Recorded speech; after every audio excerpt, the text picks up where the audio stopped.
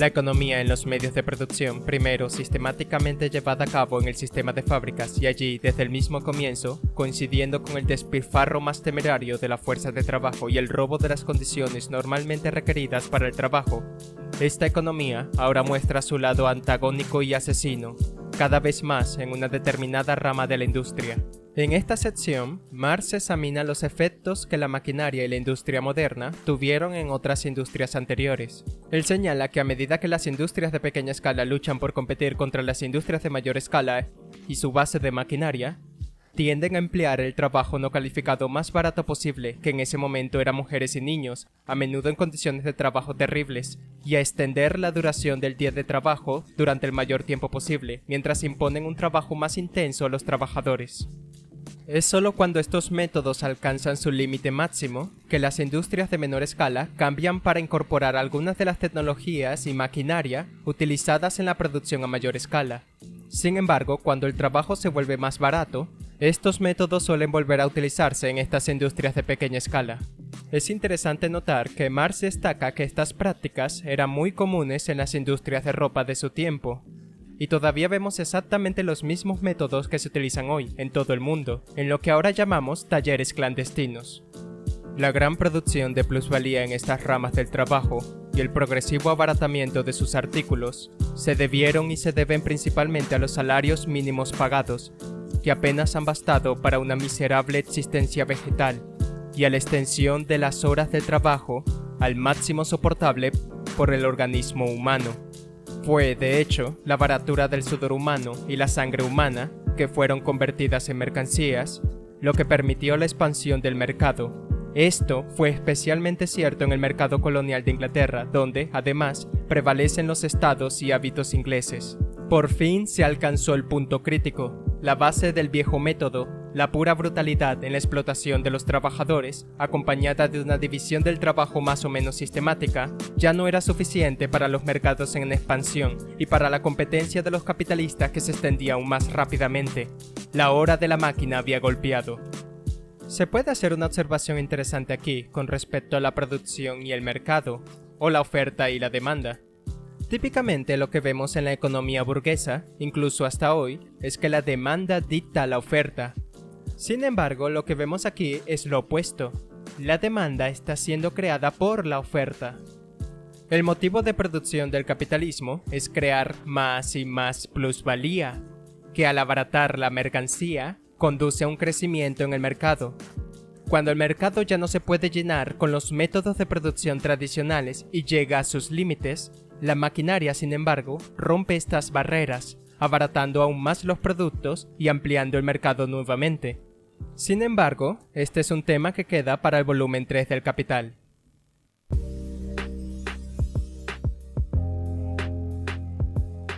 Los puntos principales en esta sección son en gran parte cosas que se han discutido previamente. Las condiciones de trabajo eran extremadamente malas, causando enfermedades y problemas de salud en los trabajadores. Marx detalla muchos ejemplos, pero el hecho de que se tuvieran que imponer regulaciones sanitarias en realidad dice bastante sobre el sistema en sí. Otro punto que Marx ha discutido antes es que a medida que la división del trabajo y la maquinaria bajo el capitalismo reduce a los trabajadores de todos los sexos y edades a un solo engranaje en la máquina, ellos pierden habilidades y conocimientos previos sobre el proceso de trabajo y la capacidad de pasar este conocimiento a las generaciones futuras. Sin embargo, esto lleva a Marx a un punto interesante pero breve, aunque uno que desafortunadamente no se expandió realmente en el Capital. La industria moderna nunca considera ni trata la forma existente de un proceso como final. La base técnica de esa industria es por tanto revolucionaria, mientras que todos los modos de producción anteriores eran esencialmente conservadores. La fuerza de los hechos, sin embargo, la obligó finalmente a reconocer que la industria moderna, al derribar la fundación económica sobre la que se basaba la familia tradicional, y el trabajo familiar que le correspondía, había deshecho también todos los lazos familiares tradicionales. Por muy terrible y asqueroso la disolución, bajo el sistema capitalista, de los viejos lazos familiares pueda parecer, no obstante, la industria moderna, al asignar como lo hace una parte importante en el proceso de producción, fuera de la esfera doméstica, a las mujeres, a los jóvenes y a los niños de ambos sexos, crea una nueva fundación económica para una forma superior de la familia y de las relaciones entre los sexos.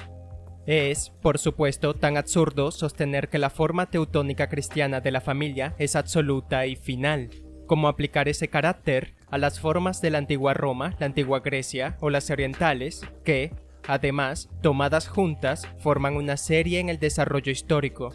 Además, es obvio que el hecho que el grupo de trabajo colectivo esté compuesto por individuos de ambos sexos y de todas las edades debe necesariamente, bajo condiciones adecuadas, convertirse en una fuente de desarrollo humano, aunque en su forma capitalista, desarrollada espontáneamente, brutal, donde el trabajador existe para el proceso de producción y no el proceso de producción para el trabajador, ese hecho es una fuente pestífera de corrupción y esclavitud. El capitalismo es revolucionario en su continua superación y destrucción de los métodos de producción anteriores y en su sed de un suministro cada vez mayor de trabajadores, incorporando mujeres y niños a la fuerza laboral, impone la igualdad, pero una igualdad de explotación.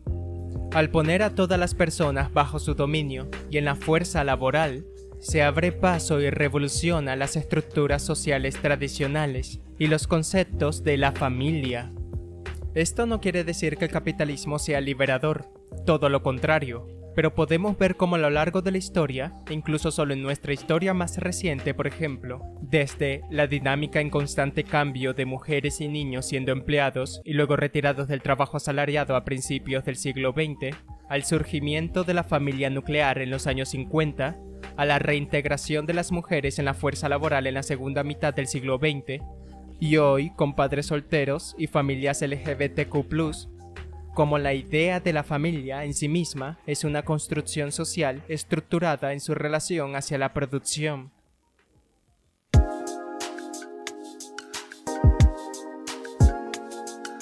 La producción capitalista, por tanto, desarrolla la tecnología y la combinación de varios procesos en un todo social, solo al socavar las fuentes originales de toda la riqueza, la tierra y el trabajador. En esta breve sección final, Marx discute el efecto de la industria moderna en la agricultura. Él argumenta que la maquinaria tiene su mayor efecto en esta industria, ya que revolucionó por completo los modos de producción anteriores, aniquilando los viejos lazos feudales, ya que el campesino en cambio se convirtió en un trabajador asalariado. Esto otra vez juega con un tema discutido anteriormente en el capítulo, sobre cómo la producción capitalista tiene un doble efecto.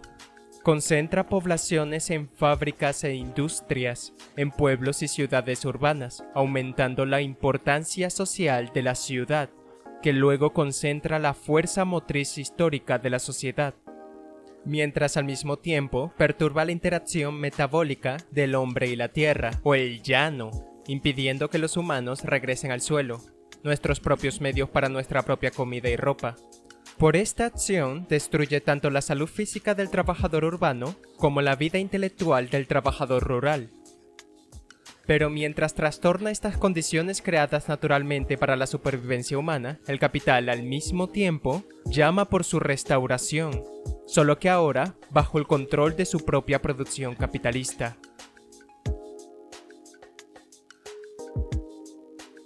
En el primer capítulo del Capital, Marx nos introdujo el concepto de trabajo abstracto, la capacidad humana para realizar trabajo o labor, la sustancia común que relaciona las mercancías entre sí y socialmente en su cantidad de tiempo a la creación del valor.